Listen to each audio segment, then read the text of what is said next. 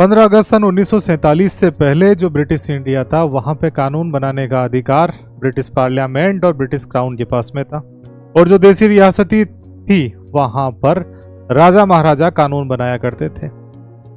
भारत आजाद होता है और 26 नवंबर सन 1949 को हमने हमारा संविधान बनाकर तैयार किया और अपने को आत्मार्पित किया। फिर 26 जनवरी सन 1950 को हिंदुस्तान पर भारत का संविधान लागू हो जाता है, और इस संविधान के लागू होते ही राजा महाराजाओं, ब्रिटिश क्राउन और ब्रिटिश पार्लियामेंट की जगह जो सर्वोच्च शक्तिशाली सत्ता थी वो भारत की जनता में निहित हो जाती।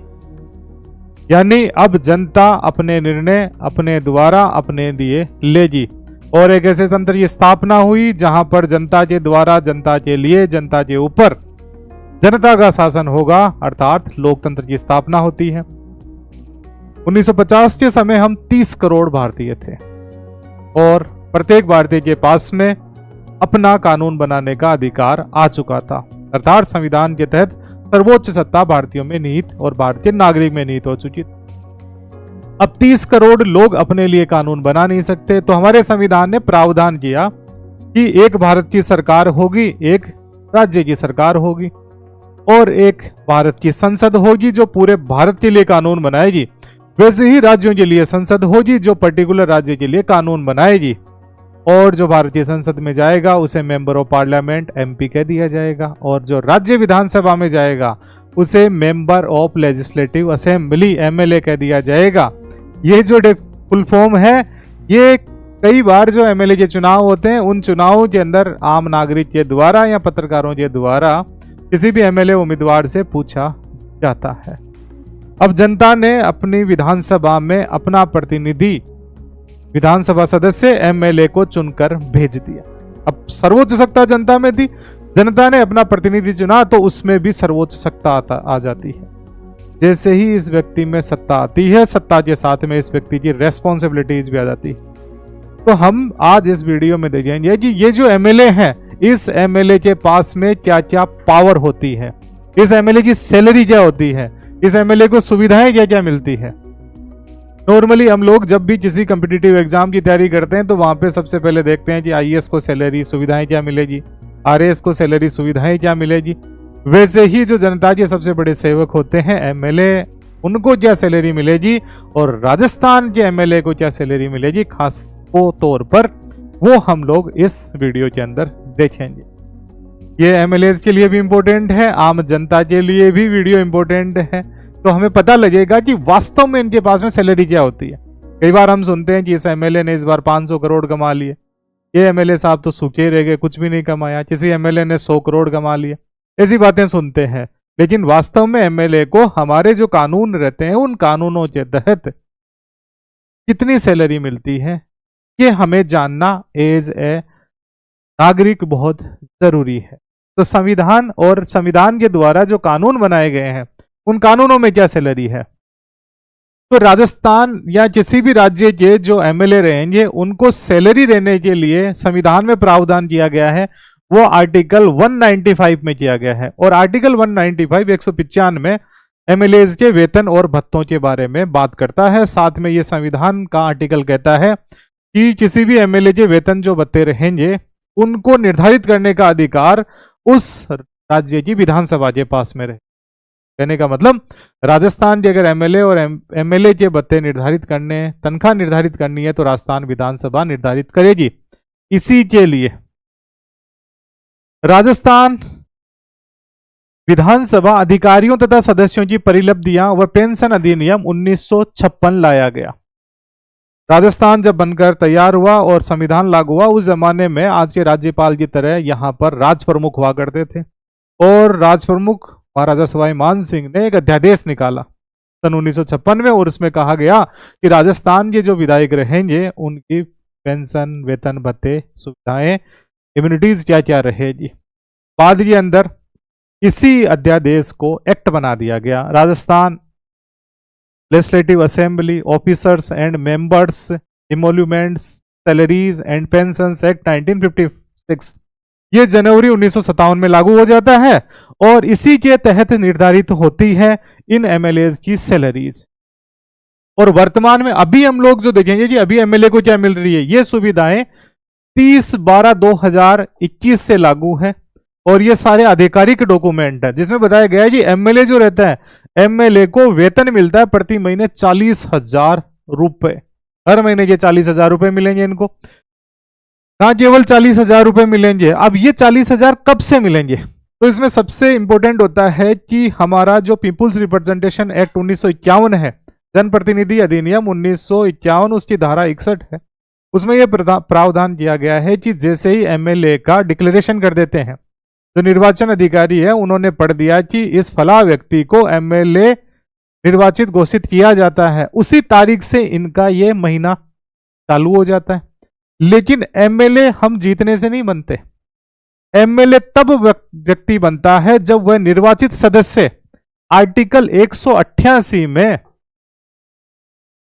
राजस्थान विधानसभा में शपथ ले लेता है, और शपथ लेने के बाद में उस तारीख से, जिस दिन उसका निर्वाचन हुआ था, तब से उसको 40,000 रुपए मिलना जरूरी हो जाते हैं। तो खास है यहाँ पे शपथ लेना। शपथ राज्यपाल के द्वारा या राज्यपाल का कोई प्रतिनिधि होता है, खास आमतौर पर वह प्रोटेम स्पीकर होते हैं। जैसे इस बार कालीचरण सराफ थे तो उनके द्वारा यह शपथ दिलवाई जाती है, फिर इनकी 40,000 रुपए प्रति महीने तनख्वाह स्टार्ट हो गई। फिर आता है निर्वाचन क्षेत्र भत्ता, कॉन्स्टिट्यूएंसी अलाउंसेज, ये 70,000 रुपए रहता है महीने का। कॉन्स्टिट्यूएंसी अलाउंसेज, जो विधायक होते हैं वो लोगों से मिलते भी हैं, जनता की परेशानियां सुनते हैं, लोग मिलने आते हैं तो उनको चाय पिलानी है, पानी भी पिलाना है, पंखा भी चलेगा, हीटर भी चलेगा, बैठने के लिए व्यवस्थाएं भी करेंगे, तो खर्चा होता है।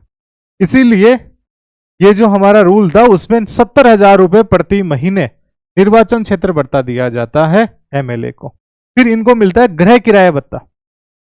नॉर्मली तो क्या है कि राजस्थान विधानसभा के जो एमएलए चुने गए उनके लिए हमारी विधानसभा के पास में ही जो ज्योतिनगर इलाका है वहीं पर फ्लैट्स बना दिए गए, बेहतरीन फ्लैट बने हैं। लेकिन कई बार कुछ एमएलए होते हैं जो ये फ्लैट लेते नहीं, या पहले उनको फ्लैट अच्छा नहीं लगता था और वो कहते थे कि हम लोग इन फ्लैट्स में नहीं रहेंगे, बाहर ही रहेंगे। कुछ एमएलए जो मंत्री बन जाते हैं उनको तो बंगला मिलता है, और आजकल बेहतरीन फ्लैट मिल गए हैं विधानसभा के पास ही। तो अगर हम लोगों ने फ्लैट ले लिया, बंगला ले लिया, तब तो ये मिलेगा नहीं, और अगर नहीं लिया है तो 50,000 रुपए प्रति महीने का मिलेगा यहां पर अलाउंस। तो जो गृह किराया भत्ता मिल जाता है, होम अलाउंस 50,000 रुपए किराए के रूप में मिलता है। साथ में अगर सरकारी बंगला नहीं लिया है, सरकारी फ्लैट नहीं लिया है, तो 80,000 का फर्नीचर एक बार में खरीद सकते हैं। सोफे वगैरह कुर्सियां तो चाहिए जी, तो फर्नीचर खरीद सकता है एक एमएलए। फिर टेलीफोन की जरूरत होती है तो 2500 रुपए प्रति महीने का टेलीफोन भत्ता एक विधायक को मिलता है। फिर चाहिए होते हैं इनको दैनिक भत्ते। अब ये दैनिक भत्ता तब दिया जाता है जब कोई विधायक या तो विधानसभा का सेशन सत्र चल रहा है तब उसको अटेंड करने के लिए जयपुर आया हुआ है, तो जब तक ये विधानसभा का सत्र चलेगा तब तक इस एमएलए को राजस्थान के अंदर 2,000 रुपए प्रतिदिन मिलेंगे। और ये भत्ता चालू हो जाता है सत्र चालू होने के 2 दिन पहले, क्योंकि 2 दिन पहले ये आने जाने में लग जाते हैं तो इनको ये भत्ता मिलता है, और सत्र खत्म होने के 1 दिन बाद तक भी ये भत्ता मिलता है। अगर सत्र के अलावा राजस्थान विधानसभा की किसी कमेटी के ये सदस्य हैं, अलग अलग कमेटियां बनी हुई होती है राजस्थान विधानसभा में, फाइनेंशियल कमेटीज हो गई, इनके अलावा भी बहुत सारी कमेटियां होती है, तो उनका अगर कोई एमएलए मेंबर है तब भी उसकी मीटिंग के लिए उसको राजस्थान के भीतर 2,000 रुपए प्रतिदिन मिलेंगे। अगर मान लो कोई कमेटी उसकी मीटिंग राजस्थान से बाहर हो रही है तब एमएलए को ये 2,500 रुपए प्रतिदिन के हिसाब से भत्ता मिलेगा। फिर आनुषंगिक एंसिलरी जो प्रभार रहता है, जब कोई भी एमएलए रेल या बस से यात्रा कर रहा होता है तो 6 पैसे प्रति किलोमीटर के हिसाब से इनको जो एक्स्ट्रा खर्चा होता है वो दे दिया जाता है। वैसे यात्रा सुविधाएं इनके लिए खास होती है, रेल द्वारा, वायुयान के द्वारा, पोत के द्वारा, स्टीमर के द्वारा। अगर जैसे भी कोई एमएलए अगर यात्रा करता है पूरे हिंदुस्तान के अंदर तो 1 साल में इनको 3 लाख रुपए तक का भत्ता मिल जाता है। अगर 3 लाख तक की यात्राएं कर ली तब तक तो ठीक है, 3 लाख से ज्यादा करी तो खुद की जेब से दे देंगे। कई बार क्या होता है कि कुछ एमएलए 3 लाख रुपए तक का ये रेल, वायुयान, पोत, स्टीमर भत्ता उठा नहीं पाते क्योंकि इतनी उन्होंने यात्रा ही नहीं की भारत के अंदर। तब क्या होता है कि उनका जो बचा हुआ पैसा होता है अगले साल ऐड हो जाता है, तो इस साल मान लो किसी एमएलए ने 2 लाख की यात्राएं की, तो अगले साल उसका 4 लाख हो जाता है। तो ऐसे ये यात्राएं कर सकते हैं और अपने साथ में किसी साथी को भी ले जा सकते हैं। परिवार तो जाएगा ही। फिर बात आती है सड़क मार्ग से। निजी वाहन से अगर ये जाते हैं तो 10 रुपए प्रति किलोमीटर के हिसाब से इनको रुपया दे दिया जाता है। और इसके अलावा आरएसआरटीसी का इनके पास पास रहता है। सामान्यतः जब हम लोग राजस्थान रोडवेज की बस में यात्रा करते हैं तो वहां पे देखते हैं कि महिला सीट, दिव्यांग सीट, बुजुर्ग सीट, वैसे ही जो सबसे पहली सीट होती है वहां पे लिखा हुआ होता है विधायक सीट। सन 1964 के अंदर राजस्थान रोडवेज की स्थापना हुई और तब से ही राजस्थान रोडवेज के अंदर जो विधायक होते हैं उनकी सीट फिक्स रहती है, इनको किराया देने की जरूरत नहीं है। और साथ में अपने एक साथी को, अटेंडेंट को भी ये ले जा सकते हैं, उनको भी किराया नहीं देना। फिर आती है सचिवालय सहायक, जो सेक्रेटरी असिस्टेंट होता है। अब क्या होता है कि राजस्थान सरकार के अंदर जो राजस्व विभाग है उसमें ग्रेड 9 तक का, वैसे ग्रेड 7 से ग्रेड 9 तक के जो कर्मचारी रहते हैं उनको इनका सचिवालय सहायक बना दिया जाता है। कई बार कुछ एमएलए होते हैं वो मना कर देते हैं कि मुझे ये सचिवालय सहायक नहीं चाहिए, तब इनको 30,000 रुपए प्रति महीना दे दिया जाता है ताकि ये अपना खुद का अटेंडेंट रख सके। अटेंडेंट रखना इनके लिए कंपलसरी होता है। 30,000 दे देंगे कि उनको तनख्वाह दो और अपना अटेंडेंट रखो। फिर बात आती है क्या इनके पास गाड़ी मिलती है। जो मंत्री होते हैं, मंत्रियों को तो राजस्थान सरकार की मोटर विभाग रहेगा, उसकी गाड़ियां मिलती है। आजकल उनको अल्ट्रोस 4 मिल रही है। अभी जो नए मंत्री, अल्ट्रोस 4 गाड़ी मिल जाती है महिंद्रा जी। अब हमारे जो विधायक रहे, विधायक को जो गाड़ी मिलेगी वो जिला पुल से मिलेगी। अब जिला कलेक्टर के अंडर में ये जिला पुल रहता है, उस जिला पुल के द्वारा इनको 15 दिन, महीने के अंदर ये 15 दिन जिला पुल की गाड़ी का उपयोग कर सकते हैं ताकि अपने विधानसभा क्षेत्र में ये अपने दौरे कर सके। अगर इनको जिला पुल के द्वारा 15 दिन गाड़ी नहीं दी जाती तो 45,000 रुपए महीने के मिलेंगे। तो अपनी गाड़ी में तेल भराएंगे और पूरे विधानसभा क्षेत्र का दौरा करेंगे। कुछ विधानसभा क्षेत्र होते हैं जैसे शिव विधानसभा क्षेत्र 200 किलोमीटर के एरिया में फैला हुआ। कुछ विधानसभा क्षेत्र जैसे शहरी क्षेत्रों में होते हैं वो 10 किलोमीटर इधर 10 किलोमीटर इधर, इतनी दूर में खत्म हो जाते हैं। तो अलग अलग विधानसभा क्षेत्र, लेकिन सभी विधायकों को जो ये भत्ता मिलेगा वो 45,000 रुपये मिलेगा। फिर हम देखते हैं कि ना केवल इन रूल्स में सैलरियां मिलती हैं विधायकों को, बल्कि संविधान ने भी इनको पावरफुल बनाया। इसीलिए कोई भी एमएलए जब बनता है तो वो अपने आप को एक्स्ट्रा पावरफुल फील करता है। तो वो कौन कौन से प्रोविजंस हैं संविधान में जो इनको एक्स्ट्रा पावर दे देते हैं। तो सबसे पहले है हमारे संविधान का आर्टिकल 194, एमएलए की शक्तियां, विशेषाधिकार, उन्मुक्तियां, powers of MLAs, privileges and immunities of MLA. तो एमएलए की शक्तियों का जो सोर्स रहेगा वो आर्टिकल 194 रहेगा। इसको विशेषाधिकार का सोर्स वो भी आर्टिकल 194 रहेगा।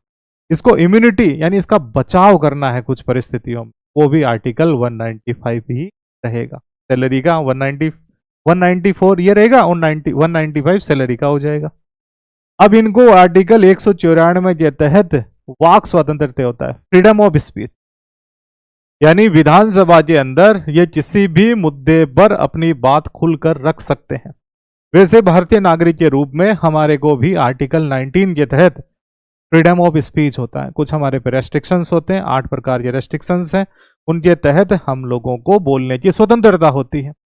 लेकिन यहाँ पर जो विधायक रहते हैं उनको कुछ एक्स्ट्रा स्वतंत्रता दी जाती है ताकि अपनी बात और अपने क्षेत्र की बात एज ए प्रतिनिधि वो पूरे राजस्थान की जो कानून बनाने वाली संस्था जो विधानसभा है उसके सामने रख सके। इनका यहाँ पे प्रोटेक्शन किया जाता है। दूसरी आर्टिकल 194 में यही कहता है कि अगर किसी विधायक ने विधानसभा के अंदर कोई बात बोल दी है या किसी के फेवर में या किसी के अगेंस्ट में वोट डाल दिया, अब इनका काम यही होता है विधानसभा में, या तो प्रश्न पूछेंगे, अपनी बात रखेंगे या वोट डालेंगे। तो अगर इन्होंने कोई वोट डाला है, कोई अपनी बात रखी है, उससे रिलेटेड इनको किसी भी न्यायालय में प्रसन्नगत नहीं किया जा सकता, इनके खिलाफ किसी भी कोर्ट में केस नहीं किया जा सकता। यह आर्टिकल 194 में इनका प्रोटेक्शन करता है। तो ये जब स्वतंत्रताएं मिलती है तब एमएलए अपनी खुल के बात रख सकता है। फिर इसी आर्टिकल में एमएलए की शक्तियां, विशेषाधिकार और उन 2023 के अंदर उत्तर प्रदेश की जो विधानसभा थी उसमें एक वाकया घटा। उत्तर प्रदेश विधानसभा के एक एमएलए थे जो ज्ञापन देने जा रहे थे जिला कलेक्टर को। पुलिस ने उनको रोका, उनके साथ हाथापाई करी, लाठीचार्ज कर दिया, चोटें आई। बाद के अंदर विशेषाधिकार समिति के सामने उन विधायक ने अपना मामला रखा। विशेषाधिकार समिति ने उन अधिकारियों को दोषी पाया और दोषी पाने के बाद में उनकी पेशी करी गई विधानसभा के। जब कभी भी विशेषाधिकार समिति किसी व्यक्ति को, किसी अधिकारी को, किसी भी एमएलए का जो विशेषाधिकार है, उसका जो प्रिविलेज है, उसके ब्रीच में दोषी पा लेते हैं कि उसका उल्लंघन कर दिया, एमएलए का कहना नहीं मानना, या विधानसभा का कोई आदेश था उसकी पालना अधिकारियों ने नहीं करी, तब विधानसभा किसी भी व्यक्ति को समन कर सकती है, बुला सकती। अधिकारियों को, पुलिस अधिकारी थे, उनको बुलाया गया उत्तर प्रदेश विधानसभा में, और बुलाकर बाद में जो विधानसभा अध्यक्ष थे उन्होंने कहा कि आर्टिकल 194 के क्लोज 3 में प्रदत्त शक्तियों के अनुसार उत्तर प्रदेश की विधानसभा अपने आप को न्यायालय में तब्दील करती है और विशेषाधिकारों का जो इस विधानसभा के सदस्य के हनन हुआ है उनकी जांच करेगी और दोषी अधिकारियों को यहां पे सजा देगी। तो जो विधायक होते हैं उनका कोई अधिकारी कहना नहीं मानता। किसी भी व्यक्ति के या किसी घटना के, किसी अधिकारी के विरुद्ध जो एमएलए होते हैं वो अगर पर्सन खड़ा कर देते हैं विधानसभा के अंदर, तो उस व्यक्ति की, उस अधिकारी की, उस पर्टिकुलर संगठन की जिम्मेदारी हो जाती है कि वह इनके सामने अपना जवाब पेश करे। अगर वो जवाब पेश नहीं करते तो इनको समन कर सकती है और दोषी भी करार दे सकती है। बाकायदा विधानसभा अपने आप को कोर्ट में तब्दील कर सकती है और कोर्ट जैसे पावर आ जाते हैं विधानसभा के पास में इसी आर्टिकल में। और विधानसभा के अंदर जेल भी होती है। अगर कहना नहीं मानता कोई व्यक्ति और एमएलए के विशेषाधिकार का हनन कर देता है तो उसको उस जेल में भेजा जा सकता है, सर्विस से टर्मिनेट किया जा सकता है। इसीलिए एमएलए को हम लोग देखते हैं कि वो अपने आप को मुखर होकर प्रस्तुत कर, अपनी बात को खुलकर रखते हैं, अधिकारियों को फटकार लगा देते हैं। जब सरकार बन गई, बढ़िया से काम करना, नहीं करना तो यहां से रवाना हो जाओ, अब हमारी सरकार है। फिर अधिकारी क्यों डरते? ये अधिकार होता है। वैसे डरने और पावर दिखाने की बातें नहीं होती। संविधान ने जनता को सब अधिकार दिए और जनता ने अपने जनप्रतिनिधि चुन के एमएलए को भेजा। अगर एमएलए के द्वारा बढ़िया काम किए जाते हैं, अपनी जिम्मेदारियों को पूरे उत्तरदायित्व के साथ में निभाया जाता है, तो जनता उसको इन सुविधाओं के लायक मानती है और लगातार उनको बनाए रखती है। कई बार कुछ एमएलए होते हैं जिनसे जनता नाराज हो जाती है, उनको एमएलए से जनता पूर्व एमएलए कर देती। लेकिन क्या पूर्व एमएलए होते ही उनकी सारी सुविधाएं खत्म हो जाएगी? तो हम लोग कहेंगे। जैसे सरकार के जो अधिकारी कर्मचारी होते हैं उनको पेंशन के प्रावधान होते हैं, वैसे ही एमएलए जो पूर्व हो गए हैं, भूतपूर्व विधायक, उनको भी सुविधाओं के प्रावधान किए गए हैं। तो अब ये देखते हैं एक्स एमएलए की पेंशन और सुविधाएं। तो एक्स एमएलए उनको अभी पेंशन के रूप में 35,000 रुपए प्रति महीने के हिसाब से मिल रहे हैं, अगर वो पिछली विधानसभा में एमएलए थे तो। फिर है 5 वर्ष से ज्यादा कोई एमएलए रहा है तो प्रत्येक वर्ष के लिए 1600 रुपए प्रति माह के हिसाब से, तो ये लाखों में संख्या पहुंच जाती। अभी पूर्व एमएलए के प्रति महीने 3500 रुपए, और 5 वर्ष से ज्यादा रह गया कोई एमएलए। कुछ एमएलए होते हैं जो 10-10 विधानसभाओं में एमएलए रहे, कुछ 5 में, कुछ 4 में, तो जो उनका पुराना कार्यकाल है उसके लिए उनको प्रत्येक वर्ष के लिए 1600 रुपए प्रति माह के हिसाब से पेंशन दी जाती है वर्तमान के। पहले ये 15,000 रुपए थी 2012 में, फिर इसमें चेंजेस किए गए और ये चेंजेज 2021 से लागू हैं, तो इनके तहत अभी 35,000 रुपए। पंजाब विधानसभा ने यह प्रावधान किया कि एक एमएलए को एक बार के कार्यकाल के लिए ही पेंशन दी जाएगी, लेकिन राजस्थान में यह प्रावधान नहीं है। फिर जैसे ही किसी पूर्व विधायक की उम्र 70 साल हो गई तो उसकी पेंशन में 20% की बढ़ोतरी हो जाती। 80 साल हो गई, उन्होंने अपना सर्टिफिकेट दे दिया उम्र का, तो 30% बढ़ोतरी कर दी जाती है। कई बार कुछ एमएलए होते हैं उनका स्वर्गवास हो जाता है, उस कंडीशन में उनको कौटुंबिक पेंशन यानी फैमिली पेंशन देने का भी प्रावधान किया गया है। तो यहाँ पे फैमिली पेंशन, अगर कोई एमएलए अपने पद पर था और पद पर रहते हुए ही उनका स्वर्गवास हो गया, उस कंडीशन में उनकी पत्नी या पति को जितना उनको वेतन मिल रहा था उस वेतन जितनी ही पेंशन दी जाएगी। और पूरा कार्यकाल जब तक पूरा नहीं होता उनका, कि जैसे कोई एमएलए थे वो 3 साल तक अपने पद पे रहे और उनका स्वर्गवास हो गया, तो बचे हुए 2 सालों के लिए उनके पति या पत्नी को पूरी की पूरी तनख्वाह दी जाएगी एज ए पेंशन। कुछ एमएलए हैं जो पूर्व हो गए और उनकी अगर स्वर्गवास हो गया तो उनकी पति और पत्नी की जो पेंशन है वो 17,500 रुपए रहेगी। चिकित्साएं सुविधाएं इनको मिलती है फर्स्ट ग्रेड ऑफिसर के बराबर। आरएसआरटीसी के इनको जो करंट एमएलए हैं वो तो अनलिमिटेड पास रखते हैं और किसी व्यक्ति को भी साथ में ले जा सकते हैं। पूर्व एमएलए को राजस्थान रोडवेज के 200 पास प्रतिवर्ष मिलते। साथ में उनको अगर रेल से यात्रा करनी है, हवाई जहाज से यात्रा करनी है, पोत से यात्रा करनी है, स्टीमर से यात्रा करनी है तो 1 लाख रुपए तक प्रतिवर्ष दिए जाते हैं। अगर 1 लाख खर्च नहीं करे हैं तो उनका ये जो पैसा है अगले साल में जोड़ दिया जाता है।